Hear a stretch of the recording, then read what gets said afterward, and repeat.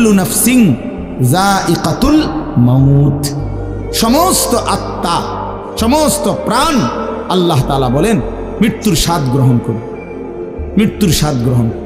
কুল ইন্নাল মাউতাল্লাযী তাফিরুনা মিনহু ফাইন্নাহু মুলাকীকুম, আল্লাহ তাআলা বলেন হে নবী আপনি বলে দেন ও দুনিয়াবাসী, মৃত্যু থেকে তোমরা যেখানেই পলায়ন করো না কেন, মৃত্যু তোমাদের সাথে সেখানে গিয়েই নিজেই মোলাকাত করো, সাক্ষাৎ করো।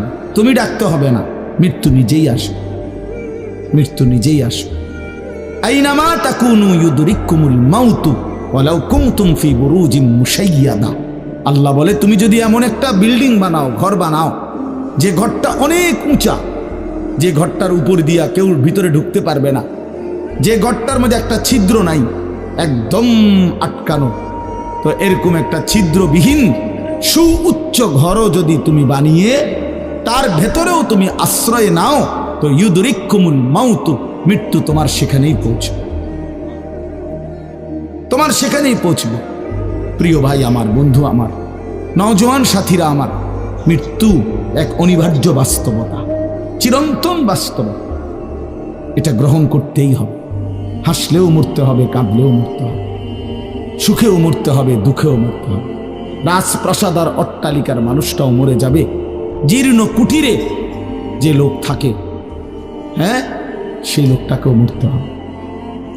জীবনে কোনোদিন দুঃখ দেখে নাই যে সেও মরে যাবে, জীবনে কোনোদিন সুখ দেখে নাই যে সেও মরে যাবে, সব মরে যাবে।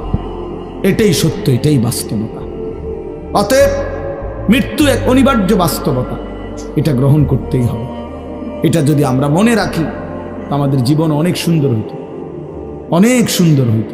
রাসূলুল্লাহ সাল্লাল্লাহু আলাইহি ওয়াসাল্লাম বলছেন আকসিরু যিকরা হাদিমিল লাযযাত ইয়ানি আল মাউত, আল্লাহর নবী বলেন আমার উম্মত তোমরা বেশি বেশি ওই জিনিসটা স্মরণ করো যে জিনিস তোমাদের সমস্ত স্বাদ, আনন্দ, আহ্লাদ চিরতরে মিটাই দিবে, তোমারে চিরস্তব্ধ করে দিবে।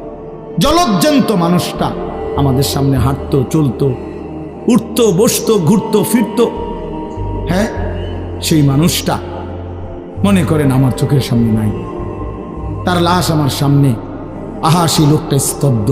পৃথিবীর কত মানুষ কত আওয়াজ করতেছে, কত শোরগোল করতেছে, কিন্তু এই লোকটা হাতও নাড়ে না, পাও নাড়ে না, চোখও মেলে না, আর কিছু করে না।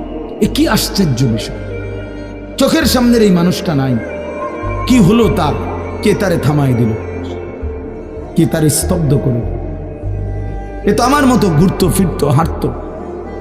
আহ, আমার আব্বারে আমি কত দেখছি, একদিন আমার আব্বা চলে গেল। আমার দাদারে আমি কত দেখছি, আমার দাদা একদিন চলে গেল।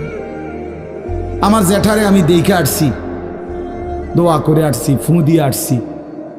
এক সপ্তাহ পরে জ্যাঠা ইন্তেকাল করলেন, আবার এক সপ্তাহ পরে আমি গিয়া জ্যাঠার জানাজা পড়াইছি। এই তো বাস্তবতা। যুবক ভাই তুমিও মনে রাখো, বয়স্ক বাবা আপনিও মনে রাখেন। হাসান বসরি রহমতুল্লাহ আলাই একজন বড় বুজুর্গ ছিলেন। উনি বলতেন, তিনি যখন কোনো যুবককে দেখতেন আর বয়স্ক দেখতেন, তো তিনি যুবকদেরকে বলতেন ইয়া মা'শারাশ শাবাব ইন্না যারআ কাদ তুদরিকুহুল আহাতু ক্বাবলা আন ইয়াবলুগা। তিনি উপদেশ দিতেন, হে যুবকগণ শোনো, সব ফুল, সব ফল, সব গাছ চারা পরিপক্ক পাকা পর্যন্ত পৌঁছায় না, তার আগেই অগণিত ফুল, অগণিত ফল, অগণিত চারা গাছ ঝরে